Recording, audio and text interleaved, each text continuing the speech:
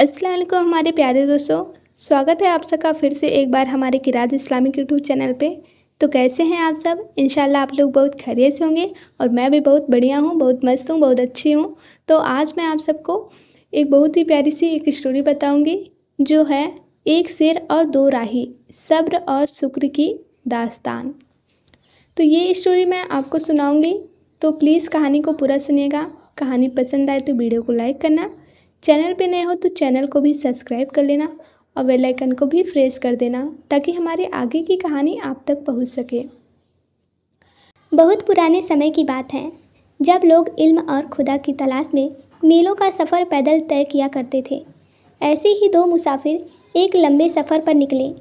इनमें से एक शख्स बहुत आबिद यानी दिन रात इबादत करने वाला था, जो अपनी नमाज़ों और वजीफ़ों पर बहुत फ़ख्र करता था। दूसरा मुसाफिर एक आम मोमिन था, जिसके दिल में अल्लाह की मोहब्बत तो थी, लेकिन वह सादगी से अपनी ज़िंदगी गुजारता था और हर हाल में अल्लाह का शुक्र अदा करता था। दोनों मुसाफिर एक घने जंगल से गुजर रहे थे। चलते चलते शाम हो गई, सूरज ढलने को था और परिंदे अपने घोंसले की तरफ लौट रहे थे। अचानक जंगल की खामोशी एक दहाड़ में गूंज उठी। उन्होंने देखा कि झाड़ियों के पीछे से एक विशाल और खूंखार शेर निकलकर उनकी तरफ बढ़ रहा है। शेर को देखकर दोनों की हालत खराब हो गई। वह शेर भूखा लग रहा था और उसकी आंखें आग की तरह जल रही थी। जैसे ही शेर करीब आया, वह आबिद शख्स जो अपनी इबादत पर बड़ा नाच करता था, वह कांपने लगा।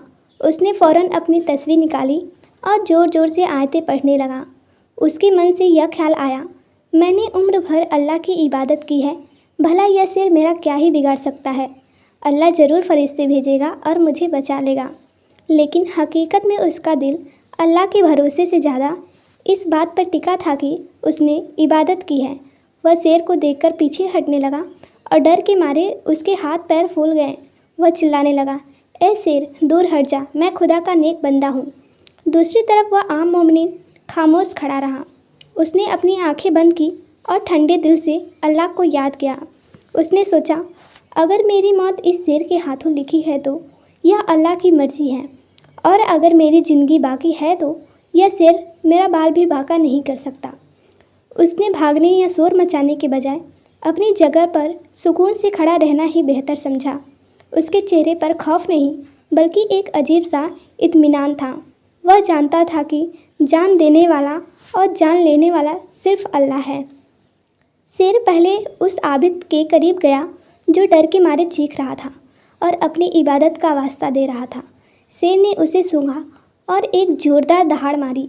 आबिद डर के मारे ज़मीन पर बेहोश गिर पड़ा। फिर शेर उस दूसरे शख्स मोमिनी की तरफ बढ़ा जो खामोश खड़ा था। शेर उसके चारों तरफ घूमा। मुसाफिर ने अपनी आंखें नहीं खोली। शेर ने उसके पैरों को सूंघा, अपना सिर उसके करीब लाया और फिर चुपचाप मुड़कर झाड़ियों में गायब हो गया, जैसे कि उसे उस शख्स को नुकसान पहुंचाने की इजाज़त ही न मिली हो। जब शेर चला गया और आबिद को होश आया तो वह हैरान रह गया। उसने अपने साथी से पूछा, भाई, मैं तो दिन रात इबादत करता हूँ, फिर भी शेर ने मुझे डराया और मैं बेहोश हो गया। लेकिन तुम जो इतनी इबादत भी नहीं करते, तुम्हारे पास आकर शेर पालतू जानवर की तरह चला गया, ऐसा क्यों? उस मोमिन ने मुस्कुराकर बहुत खूबसूरत जवाब दिया, जनाब, आप अल्लाह की इबादत इसलिए करते थे ताकि दुनिया के दुखों और ख़तरों से बच सकें। आपका भरोसा अपनी इबादत पर था, खुदा पर नहीं। जब शेर आया तो आपकी इबादत का गुमान टूट गया और आप डर गए। उसने आगे कहा, मैं अपनी ज़िंदगी अल्लाह के सुपुर्द कर दी है। मैंने सोचा कि शेर भी अल्लाह की मखलूक है और मैं भी। जब तक मालिक का हुक्म नहीं होगा, यह शेर मुझे नहीं काट सकता। मेरा सुकून मेरी नमाज़ों की गिनती में नहीं, बल्कि खुदा की अज़ा में है, खुदा की मर्ज़ी में है।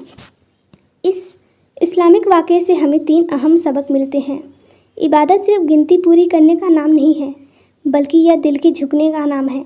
मुश्किल वक्त में घबराने के बजाय यह यकीन रखना चाहिए कि जो होगा अल्लाह की मर्ज़ी से होगा।